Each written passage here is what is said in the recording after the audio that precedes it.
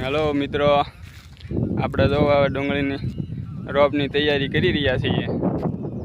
પાળા બાંધી દીધા છે અને આપણે હવે આજ તારીખ 27 તારીખ અને 6ઠો મહિનો.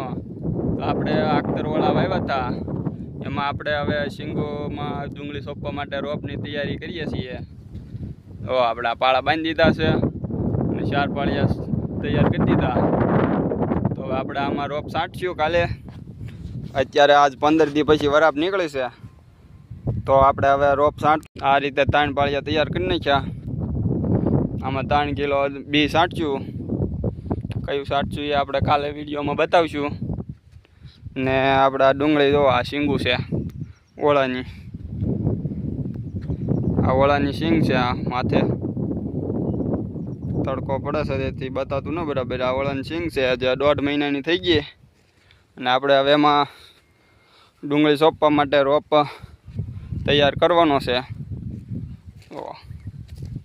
જેથી આપણે આ પાળિયા બાંધી દીધા ને આપણે હવે આમાં કાલે પાણી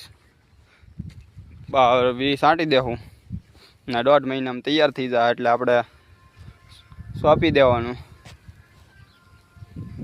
જો આપણો કૂવો માથે આવી ગયો છે.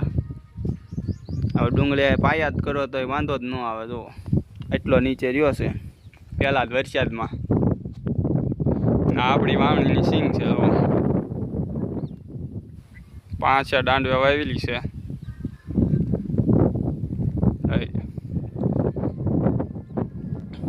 આ રીતે આપણે તૈયાર કર્યું છે. આમાં હાથથી આંકીને આપણે રોપ કાલે છાંટશું, એ આપણે નેક્સ્ટ વિડીયોમાં બતાવીશું. તો વિડીયો બધા જોતા રહેજો અને આપણી ચેનલને સબસ્ક્રાઈબ કરી નાખો, જેથી કરીને ખેતીની તમામ માહિતી તમને મળી રહે. તો આ તમને ઓળાની સિંગ બેહારું હુયા બેહવા મીણ્યા છે, બતાવું તમને. જોવો જે આપણે ફુવારા મૂક્યા થઈ પડ્યા વરસાદ પહેલાં, જોઈ લો. તો આપણી આ ઓળાની સિંગ છે, 1.5 મહિનાની થઈ ગઈ છે.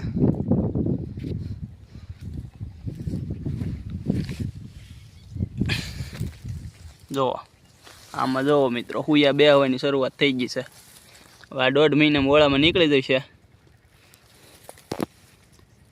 જોઈ લો, ફૂલ ઉગડીને શરૂઆત થઈ ગઈ છે.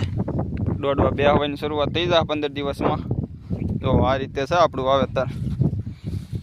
જોઈ લો, તો અહીંયા ફુવારા પડ્યા એટલો 15 દી વરસાદ પીડ્યો ને તો જો આપણે ફુવારા મૂક્યા હતા ને પહેલાં વરસાદ પહેલાં એ છે પીડ્યા છે. અહીંયા જુઓ, જોઈ લો આપણે એટલી સિંગ છે 3 વીઘાની. એમાં આપણે 3 કિલો બી છાંટશું. તે વધ્યું રહે પણ વયું જાય, તેથી કરીને આપણે વધારે થોડોક છંટકાવ કરશું. જોઈ લો, વલપાની સાઈડ આપણે વાવણીની સિંગ વાવેલી છે, એ લીલકાઈ ગયું. જો બધું આની સાથે થઈ ગયું. એ ચેનલને સબસ્ક્રાઈબ કરો, કરીને તમામ ખેતીની માહિતી આપણે હવે રેગ્યુલર અપડેટ થતી રહે. આ જો છોડવો સુકાઈ ગયો, જો ફૂગ લાગી ગઈ.